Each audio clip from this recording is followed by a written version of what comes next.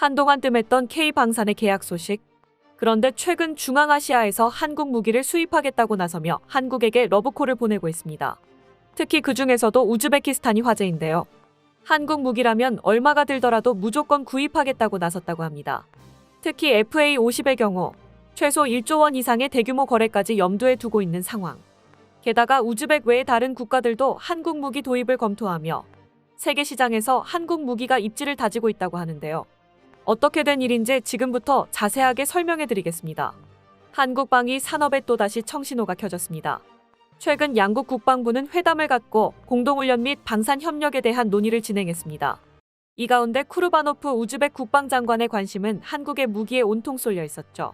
이에 쿠르바노프 장관은 한국을 직접 방문해 한국이 자랑하는 국산 무기 체계를 살피겠다고 화답하기도 했습니다. 그 중에서도 가장 큰 관심을 보인 무기는 FA-50이었다고 하는데요. 현재 우즈베키스탄에서는 신형 전투기 사업을 벌이고 있고 전투기 수입을 위해 여러 국가의 구입 문의를 타진하고 있는 만큼 쿠르바노프 장관의 한국행은 시사하는 바가 크다고 할 수 있는 상황. 게다가 최근 프랑스 일간지와 군사 잡지에어 리코그니션의 보도에 따르면 현재 우즈베키스탄이 라팔 전투기를 도입한 뒤 이와 같이 운용할 경전투기로 FA-50을 고려하고 있는 것으로 밝혀져서 더욱 주목받고 있죠. 현재 우즈베키스탄이 보유하고 있는 전투기는 미그 29 38대, 수호이 27 25대, 수호이 25 20대가 전부입니다. 과거 구소련으로부터 독립할 시절 도입한 전투기 외에는 추가 도입을 하지 않아 전투기 현대화가 가장 시급한 상황인데요. 비용 문제로 미국 전투기를 구매하는 것이 여의치 않은 가운데 타협점으로 우즈베키스탄이 라팔 전투기에 욕심을 냈다고 합니다. 우즈베키스탄은 2012년부터 군 현대화 작업을 진행하면서 도입 다변화를 기조로 무기 수입을 진행했는데요. 실제로 군용 헬리콥터와 C-29 수송기는 에어버스를 통해 도입했고 지대공 미사일 HQ-9의 경우 중국을 통해 구매를 했습니다. 거기다 장갑차 300대는 미국에서 구매할 정도로 가격과 성능이 우즈베키스탄에 적당하다는 판단이 서면 망설이지 않고 계약하며 유연한 구매 태도를 보인 바 있죠. 실무자들이 구체적인 숫자를 논할 정도로 라팔 전투기 구입은 거의 기정사실이나 다름없는 상황. 그런데 이 논의의 가운데에서 돌연 한국의 FA-50이 등장했습니다. FA-50은 고급 훈련과 경공격 임무를 위해 설계된 기종이므로 이를 위해 지상 공격과 대공 방어 임무를 수행할 수 있는 중거리 전자 스캔 레이더가 달려 있습니다. 훈련 기종인 T-50에서 발전한 FA-50은 그 자체로도 작전 수행이 가능해 합리적인 가격으로 무기를 구매하고자 하는 국가에게 매력적인 대안이 되었죠. 게다가 FA-50 블록 20의 경우 폴란드와 말레이시아 공군이 주력 경전투기로 도입을 결정한 만큼 품질을 인정받으며 세계 경전투기 시장에서 명품 경전투기로 소문이 났습니다. 최대 이륙 중량 13.5톤에 해당하는 FA-50은 A사 레이더와 최신 항공전자 장비도 탑재가 가능하며 암람과 아이리스-T 등 각종 고성능 공대공 미사일 탑재도 가능해 공중전에서 체급 이상의 화력을 낼 수 있는 전투기입니다. 이뿐만 아니라 타우러스 공대지 미사일과 유사한 전용을 개발 중인 한국은 FA-50에도 이를 통합할 수 있도록 개량을 거듭하고 있습니다. 이게 최종적으로 완성되면 FA-50은 엄청난 종류의 무장들을 손쉽게 바꿔 사용하며 공대공 전투와 공대지 전투를 아울러 압도적인 화력을 자랑할 수 있는 비장의 한 수가 됩니다. 이런 높은 스펙과 무장에도 불구하고 가격은 다른 경전투기에 비해 비싸지 않아 FA-50은 대당 가격이 600억 원 정도에 지나지 않습니다. 아무래도 자금이 많지 않은 중앙아시아 국가나 동남아시아 국가에게 있어서는 FA-50이 가성비까지 포함해서 최적의 전투기라 할 수 있죠. 우즈베키스탄은 라팔을 보조할 수단으로 FA-50을 구매하는 것이 합리적이라는 판단이 든 모양입니다. 그렇기에 한국과 만난 자리에서 도입 논의를 꺼내며 직접 무기 체계를 구경하겠다는 제스처를 보인 것입니다. 그 밖에도 우즈베키스탄 입장에서 FA-50을 고려하는 이유는 과거의 인연 때문이기도 한데요. 사실 FA-50의 이전 모델인 T-50을 우즈베키스탄에서 수입하고자 했던 적이 있었기 때문입니다. 계약 성사 직전까지 갔건만 끝내 아쉽게도 무산되었죠. 국산 초음속 고등훈련기인 T-50은 미국 로키드 마틴사의 기술 지원을 받아 만들어진 물건입니다. 따라서 미국 무기수출통제법에 적용을 받는 대상이죠. 외국에 수출을 할 때 미국 기술이 채용된 물건의 경우 무기수출통제법에 적용을 받는데요. 한국 정부가 T-50을 수출하기로 마음먹은 우즈벡의 경우 구소련권 국가라는 점 때문에 미국 입장에서 달갑지가 않았습니다. 기술 유출에 염려가 있고 자칫 잘못해 우즈벡이 T-50을 러시아에 넘기기라도 했다가는 미국산 기술이 러시아에 고스란히 넘어갈 수 있기 때문에 결국 T-50은 미국의 반대로 수출되지 못했습니다. 하지만 우즈베키스탄은 T-50 도입을 진지하게 고려했기 때문에 한국만큼이나 이 일이 아쉬웠습니다. 상세한 스펙과 구매 조건을 이미 알고 있었을 뿐더러 기술과 관련해서 민감한 부분들도 체감을 통해 잘 알고 있었기에 T-50의 후신인 FA-50 도입에 거부감이 없었죠. 이런 과거의 인연도 있었기에 우즈벡에서는 FA-50 도입에 적극적인 자세를 취하며 한국과의 협력에 호의적으로 반응을 하고 있습니다.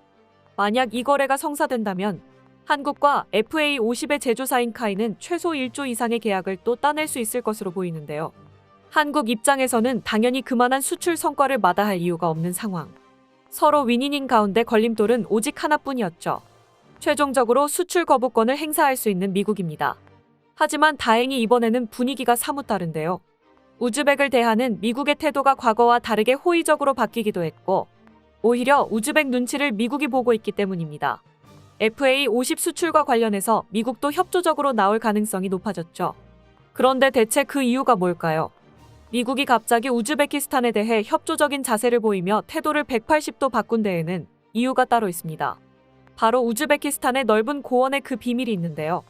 현재 자원 전쟁을 벌이고 있는 미국과 중국은 히토류를 확보하기 위해 광산을 가지고 있는 국가들을 상대로 로비를 벌이는 것은 물론 그들의 마음을 사로잡기 위해 엄청난 특혜까지 베풀고 있습니다.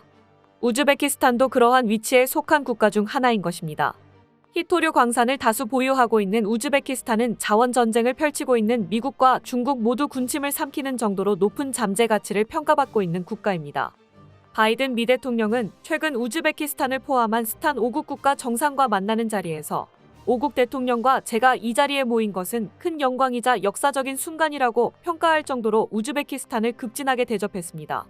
그동안 소련의 위성국이라는 판단으로 인해 미국은 우즈베키스탄에 대해 큰 관심을 보이지 않았는데요. 그러나 히토류 전쟁이 본격적으로 시작되자 중국이 우즈베키스탄에 공을 들이는 모습을 보고 태도를 바꾸기 시작했습니다. 중국은 우즈벡과 지리적으로 가까이에 있고 1대1로 프로젝트를 위해 우즈벡의 기간 산업에 막대한 돈을 투자하며 급속도로 가까워지는 모습을 보였는데요.